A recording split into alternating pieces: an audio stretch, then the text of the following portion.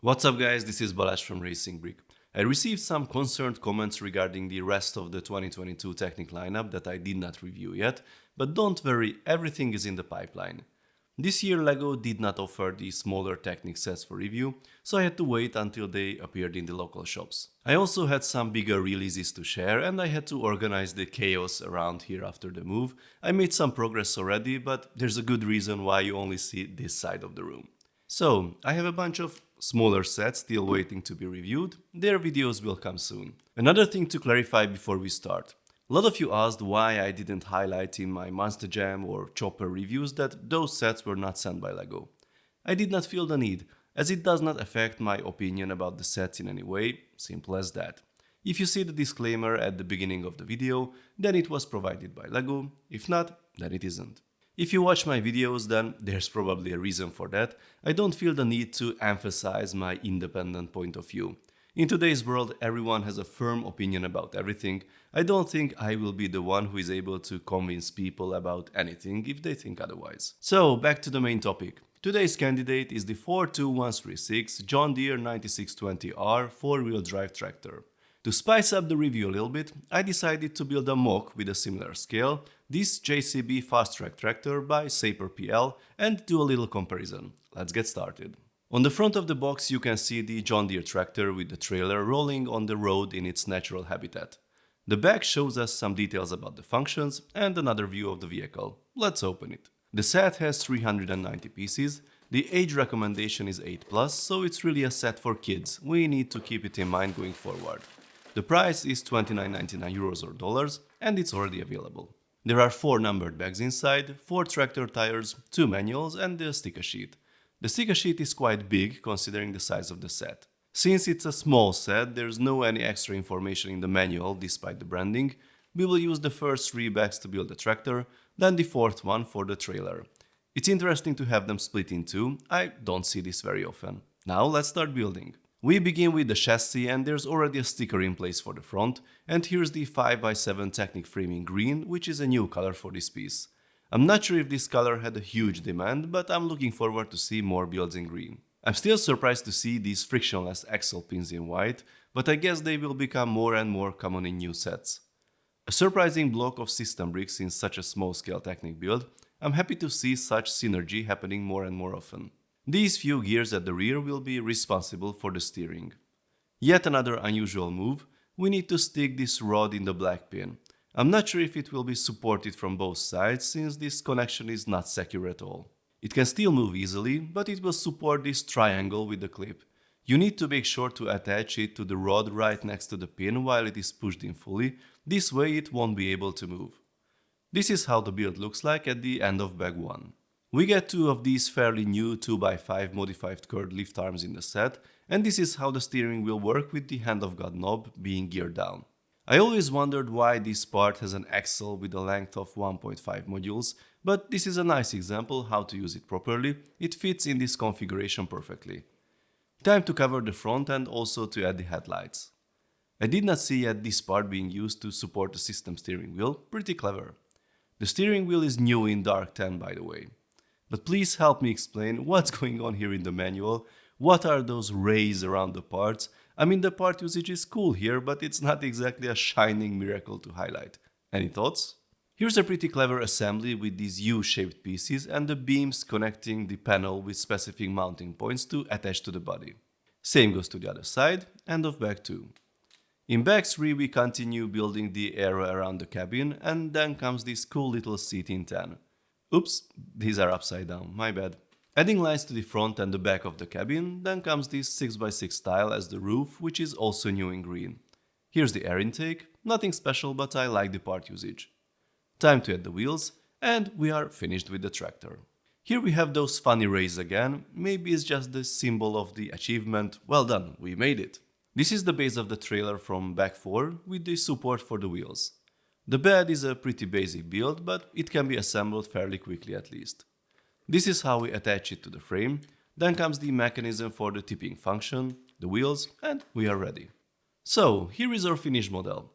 I think the look is cool. John Deere is not the most common machinery that you see around here, but this color combination is still instantly recognizable. It's a bit heavy on stickers, but there's a respectable effort to add some details with both Technic and system pieces. The trailer is very simple from a build point of view, really nothing special. So, what are the functions? Well, we don't have many honestly. For the tractor, the one and only is steering. The mechanism for this, however, is pretty cool, involves multiple gears and works smoothly. You can attach and detach the trailer simply here, and the whole assembly will give you quite a lot of playtime if you want to learn how to navigate it properly, especially in reverse. The trailer has a tipping function with this lever on the side. It uses a linkage and can stay in position. It does not have a tailgate unfortunately, so whatever you load there might get lost during the ride. The tractor has fixed wheels, but the trailer has some very simple suspension for its wheels. Don't expect any significant off-road capabilities as they might lock up by touching the yellow panels, but they still work with smaller obstacles. Talking about the wheels, it's cool to have these matching tires that were still not used in the Technic Monster Jam sets for some reason. The only complaint you could have is the number of wheels. When I googled this exact model, most of the results show it with double or even triple wheel setup.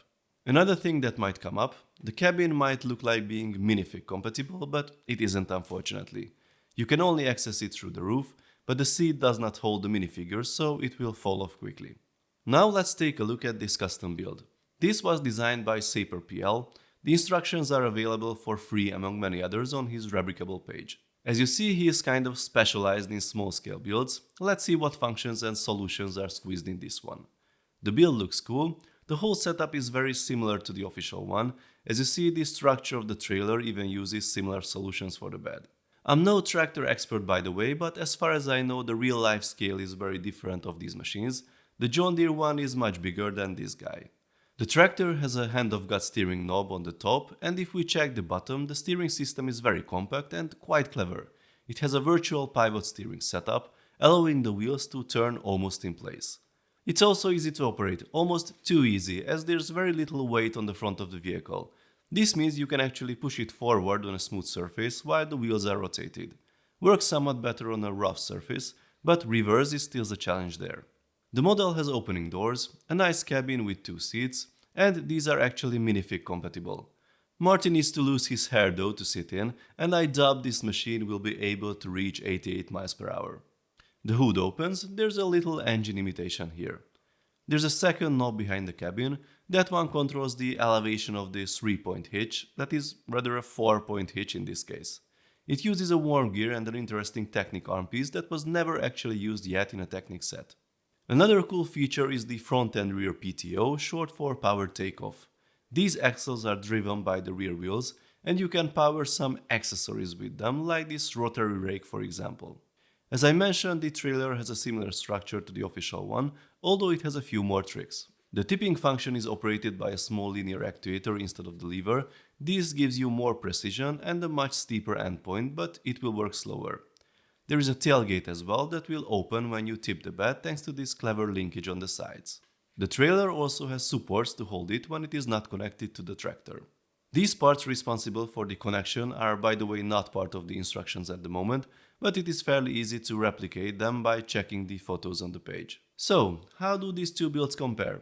For the first sight, it would be easy to say that the custom build is much better, it has way more functions than this one, LEGO is ripping us off with a licensed set that has minimal functions, and so on, all the usual phrases. But I think despite their similarities in scale and in theme, these are designed for very different target audiences. The John Deere tractor is an 8+ set.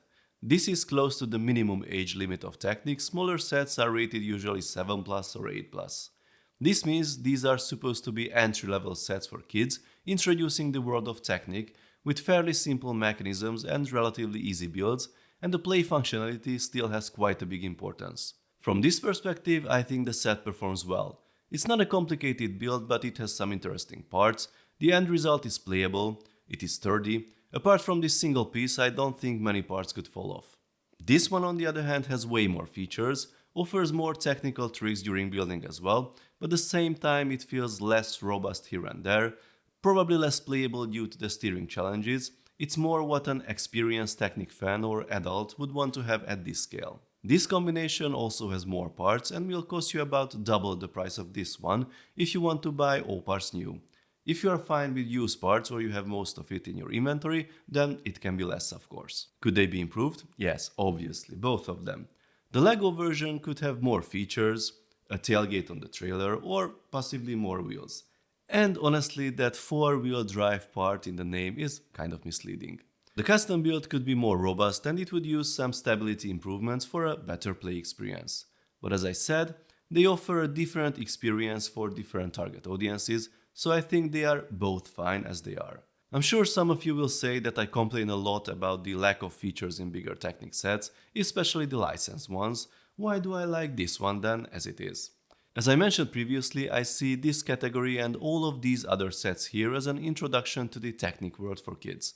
They do have a few properly working functions, the builds are sturdy enough to be played, have a fair price, some interesting parts, they are enjoyable. These big ones on the other hand, especially with the 18+ label, should already be able to offer more. Or, if we accept that the 18+ label means a category of casual adult builders, then I'm still missing the interesting licensed sets from the current Technic lineup. So, please let me know in the comments what you think about these two here. If you like this video, then please give it a thumbs up. And don't forget to subscribe with notifications as more exciting content is coming soon. See you next time, bye bye.